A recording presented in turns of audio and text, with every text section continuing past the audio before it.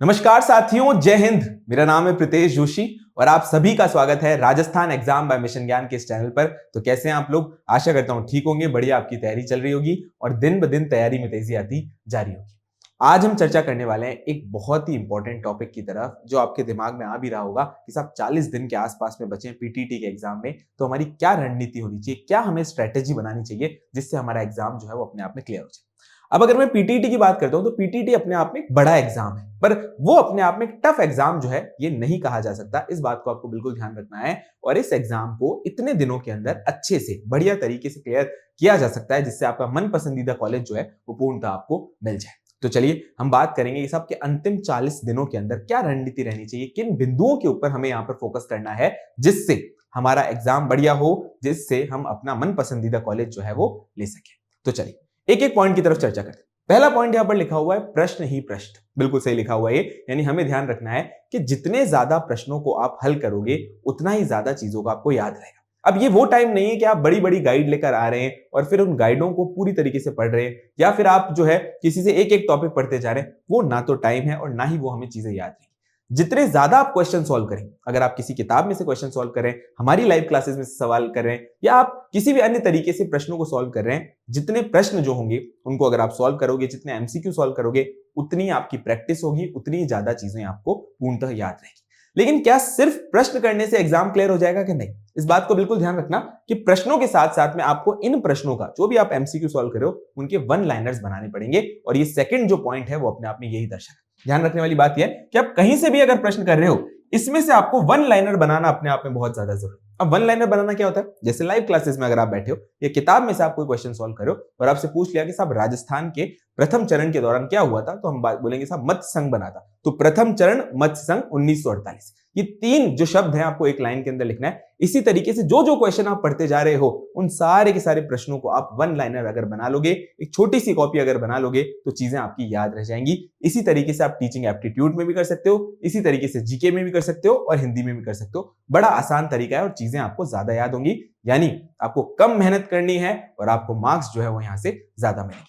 तीसरा इंपॉर्टेंट बात है वो है प्रीवियस ईयर क्वेश्चन। देखो, आप प्रीवियस ईयर क्वेश्चन को किसी भी हालत में नहीं छोड़ सकते, क्योंकि इससे दो फायदे होते हैं। एक तो प्रीवियस ईयर क्वेश्चन जो है वो अपने आप में रिपीट होते हैं, और दूसरा प्रीवियस ईयर क्वेश्चन हमें ये समझाते हैं कि साहब एग्जाम में किस तरीके के क्वेश्चन आ रहे हैं, क्या उस एग्जाम का लेवल है। तो इस बात को बिल्कुल आपको ध्यान रखना है कि जब भी आप कोई भी पढ़ाई कर रहे हो, कोई भी चीजों को याद कर रहे हो, प्रश्न सॉल्व कर रहे हो, आपको प्रीवियस ईयर क्वेश्चन को नहीं भूलना, आपको उसको इंपॉर्टेंट तौर पे करना है, दिमाग लगा के चीजों को याद रखना। तो ध्यान रख लेना साहब, प्रीवियस ईयर क्वेश्चन करना अपने आप में बड़ा इंपॉर्टेंट है। एग्जाम कोई सा भी हो, प्रीवियस ईयर क्वेश्चन को अपने बिल्कुल भी नहीं भूलना है। अब इंपॉर्टेंट तौर पे ध्यान रखना है कि साहब हमें कौन से विषय को प्राथमिकता देनी चाहिए, यानी ऐसा कौन सा सब्जेक्ट है जिसपे हम ज्यादा फोकस करेंगे तो हमारे मार्क्स जो है वो अपने आप में ज्यादा आएंगे। एक बात ध्यान रखो, चार बड़े यहां पर सब्जेक्ट है। लैंग्वेज का सब्जेक्ट हो गया, जीके हो गया, रीजनिंग हो गया और टीचिंग एप्टीट्यूड। चारों के अंदर हमें देखने को मिलते हैं 50-50 क्वेश्चन आएंगे। ये बात ध्यान रखने वाली बात। लेकिन आपको यहां पर यह बात ध्यान रखनी है कि आपको किसी भी सब्जेक्ट का कोई एक्सपर्ट नहीं बनना, हमें फोकस करना है अच्छे नंबर लेकर आने पर। अब देखो, यहां पर मैंने एक छोटी सी चीज लिखी, उसको समझाने की कोशिश करता हूं। टीए का मतलब हो गया सब टीचिंग एप्टीट्यूड। अब टीचिंग एप्टीट्यूड हमारे लिए सबसे ज्यादा इंपॉर्टेंट हो जाता है। क्यों? क्योंकि भैया इसके अंदर आप प्रायोरिटी दे सकते हो, यानी इसके अंदर आप अगर दूसरा ऑप्शन भी चुनोगे तो भी आपको मार्क्स नंबर मिलने के जो है वो बड़े चांसेस देखने को मिलेंगे, क्योंकि यहां पर आपको प्रायोरिटी बेस्ड आंसर देना पड़ेगा। यानी जो सबसे ज्यादा अच्छा प्रश्न है उसका आपके ऑप्शन पहला हो जाएगा, तो उसमें ज्यादा नंबर मिलेंगे। सेकंड बेस्ट ऑप्शन अगर आपने चुन लिया तो फिर नंबर मिलेंगे। थर्ड बेस्ट ऑप्शन मिल गया तब भी आपको नंबर मिलेंगे, और फिर चौथा सबसे बिल्कुल गलत सा ऑप्शन चुना तो आपको नंबर नहीं मिलेंगे। यानी इसमें नंबर मिलने के आपको अपने आप चांसेस जो है वो ज्यादा बन जाते हैं। इस बात को बिल्कुल ध्यान रखना है। और शिक्षम अधिगम के अंदर अगर हम इंपॉर्टेंट चीजें भी पढ़े, आप लाइव क्लासेस के अंदर भी पढ़ रहे होगे, तो मुख्यतः 6-7 टॉपिक है। अगर आप इन 6-7 टॉपिक को कर लोगे तो आप बड़ी आसानी से अच्छे नंबर यहां पर पूर्णतः ला सकते हो, बड़ी आसानी से। क्लियर? इसके बाद ध्यान रखने वाली बात है रीजनिंग। रीजनिंग अपने आप में बिल्कुल इंपॉर्टेंट टॉपिक है, क्योंकि अगर हम पीटीटी की बात करते हैं तो हमें यहाँ पे ध्यान रखने वाली बात है कि बहुत सारे ऐसे बच्चे होते हैं जिन्होंने कोई कॉम्पिटिटिव एग्जाम नहीं दिया और 12th से पहले कोई रीजनिंग का ऐसा सब्जेक्ट आता नहीं। तो रीजनिंग अपने आप में बिल्कुल इंपॉर्टेंट ध्यान रखने वाली बात है कि 20 के आसपास में हमें टॉपिक देखने को मिलते हैं और इसमें नंबर आने के चांसेस ज्यादा अच्छे हो जाते हैं। आसानी से आप चीजों को यहाँ पर सॉल्व कर सकते हो, आपको ज्यादा चीजें यहाँ पे नहीं रटनी पड़ेगी। रीजनिंग के बाद ध्यान रखने वाली बात है हमें हिंदी। अब देखो, हिंदी आप राजस्थान का छोटे से छोटा एग्जाम ले लो या राजस्थान का बड़े से बड़ा एग्जाम ले लो, हिंदी सबके अंदर आती है। और हिंदी जितनी ज्यादा आपको याद होगी, भाई, क्योंकि चाहे पर्यायवाची हो, चाहे हम देखेंगे साहब के वाक्यांश के लिए एक शब्द हो, इन सारे के सारे टॉपिक को आपको चीजों को याद रखना पड़ेगा और जितने प्रश्न आप सॉल्व करोगे उतनी चीजें आपको यहाँ पर पूर्णतः याद रहेगी। ये ध्यान रखने वाली बात है, तो इसके ऊपर ही फोकस करना। नेक्स्ट आता है साहब, लास्ट आता है जीके। अब जीके तो ऐसी चीज है जब के पूरी की पूरी दुनिया में कुछ भी पूछा जा सकता है, लेकिन पीटीईटी का एक स्पेसिफिक सिलेबस है जिसका वीडियो आपने देखा ही होगा, अपन ने सिलेबस के बारे में वहां पर डिस्कशन किया। जीके के अंदर इंडिया जीके और राजस्थान जीके दोनों का क्वेश्चन देखने को मिलता है। इंडिया जीके से ज्यादा सवाल आते हैं। ये जो लाइव क्लासेस चल रही हैं इसके अंदर हमने इंडिया जीके से भी ज्यादा सवाल रखे, तो इस बात को पूर्णतः ध्यान रखना कि जीके के अंदर वही टॉपिक्स हमें पढ़ने हैं जिनसे सवाल यहाँ पर आते हैं। बाकी अगर पूरी जीके पढ़ने जाएं तो एक साल भी अपने आप में यहाँ पर कम पड़ जाएगा। तो इस प्राथमिकता से हिसाब से आपको अपने सब्जेक्ट्स को पूर्णतः डिवाइड करना है। अब ध्यान आ जाता है साहब कि 40 दिनों को हमें डिवाइड कैसे करना है। आपने ये तो बता दिया कि किन किन चीजों को करें, पर 40 दिनों को डिवाइड करना अपने आप में बहुत ज्यादा जरूरी। देखो, तो यहाँ पे 10, 10 और 20 का कॉन्सेप्ट मैंने दिया। इसका मतलब क्या हो गया कि साहब 10 दिन आप पूर्णतः उस सब्जेक्ट को दे दो जो इसमें आप पूर्णतः इतने अच्छे नहीं हो, यानी आपको उसमें बहुत ज्यादा मेहनत करनी पड़ रही है। जैसे एग्जाम्पल के तौर पे कुछ बच्चे अगर हिंदी में अच्छे होंगे तो जीके में कमजोर होंगे, कुछ बच्चे अगर रीजनिंग में अच्छे होंगे तो हिंदी में कमजोर होंगे। तो इस वजह से शुरुआती 10 दिन आप मेहनत कर लो उस टॉपिक के ऊपर जिसमें आप अपने आप में कमजोर हो। 10 दिन से ज्यादा उसका समय नहीं देना।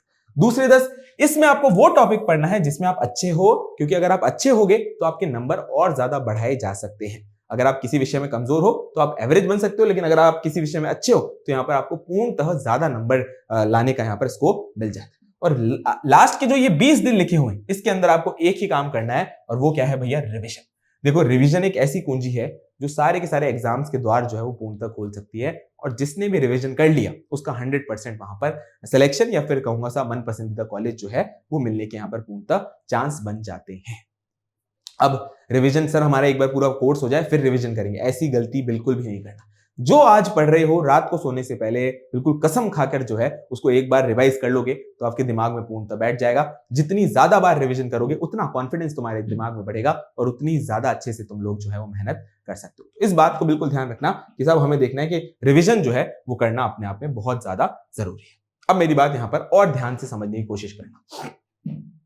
जब भी आप रिवीजन करोगे ना तो आपको फोकस करना है कि अगर किसी भी चीज को मैंने 7 बार पढ़ लिया, ये मैं काफी सारे वीडियोस में बता चुका हूं कि अगर आपने 7 बार पढ़ लिया तो उस चीज को आप बड़ी आसानी से याद रख पाओगे, एग्जाम के अंदर कोऑर्डिनेट तौर पे कर पाओगे, अच्छे नंबर वहां पर आ जाएंगे। एक पॉइंट अब यहां पर और ध्यान रखनी है जो कि इन सारे की सारे जो इंपॉर्टेंट बातें बताई है उससे भी और ज्यादा जरूरी है।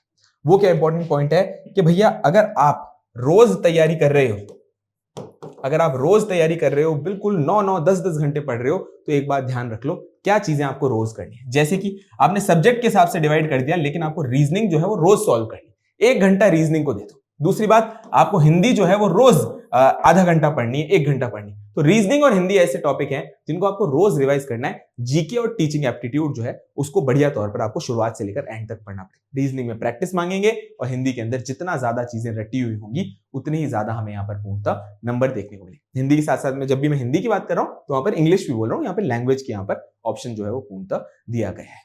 क्लियर हो गई यहां तक बात? तो भाई ये आपके लिए 40 दिनों की इंपॉर्टेंट स्ट्रैटेजी थी, रणनीति थी। अगर आप इन बिंदुओं के ऊपर फोकस कर रहे हो तो आपके यहां पर शानदार नंबर आएंगे, कोई भी आपको रोक नहीं सकता और आपका मन पसंदीदा कॉलेज जो है वो आपको पूर्णतः मिलेगा। तो साहब 9 जून का दिन है, मेहनत अपने को पूर्णतः करनी है और इसके लिए ही राजस्थान एग्जाम मिशन ज्ञान जो है वो आपके लिए रेगुलर क्लासेस लेकर आए। देखो, राजस्थान एग्जाम मिशन ज्ञान जो है उसके अंदर आपको 20 दिन बढ़िया थ्योरेटिकल क्लासेस के साथ क्वेश्चन देखने को मिलेंगे, छोटा सा टॉपिक पढ़ा जाएगा, फिर क्वेश्चन देखने को मिलेंगे और बचे हुए 20 दिन के अंदर शानदार मॉडल पेपर सॉल्व करवाए जाएंगे जिनके बाहर से क्वेश्चन हमें नहीं देखने को मिलेंगे।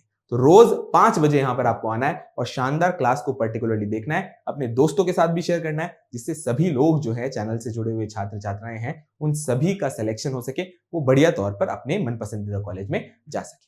तो अंत में एक ही बात, भारत है मेरी जान और मिशन है मेरा ज्ञान। जय हिंद, जय भारत और जय Rajasthan. Thank you so much.